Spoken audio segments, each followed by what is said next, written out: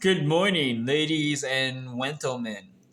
So, with Social security being in question, Human Services security being in question, national security always been in question, to your food security now in question, to the police being powerless to do everything, to the church security and religious security that's caused all that, to the government lack of security, which has led to dead children and their welfare, but also poisoning your food, which has led to health security and issues.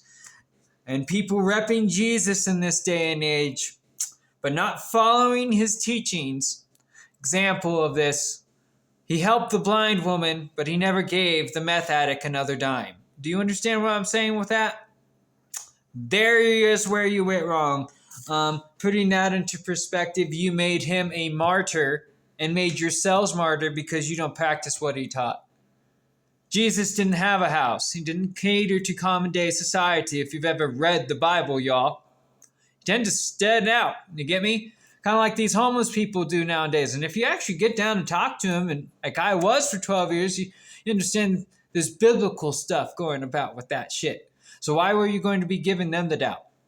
You could tell the difference between a drug addict sometimes and someone who just needs some help, right? Just take those blinders off. And notice that none of these people, if it wasn't for Trump's current administration, I wouldn't have been able to prove these doubts, right? So I wouldn't have bet your damn souls on something you all think you know something about, right? Yeah. Putting into perspective that in those aspects, you don't know what the fuck you're talking about. You have become and you've turned your religion and everything you believe in into a false prophecy of contradiction. It's pretty simple. And all these people who are involved in this through this entire time, this has been going on for 20 years plus, would be the aspect of that. So no one ever stood up to it. No one ever gave it a doubt. Hell, even with the chemicals, you could find those same chemicals in my shampoo, guys.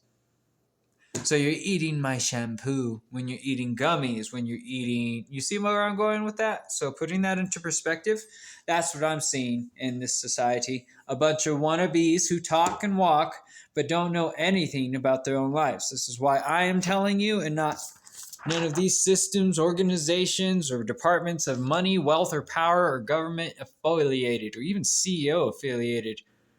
And they ain't looking out for you guys. I'm living proof of that. I know several other people. Hell, I got a building of 40 of them that they don't care for it. So putting that into perspective, are you really going to bet all your eggs in one basket with this guy?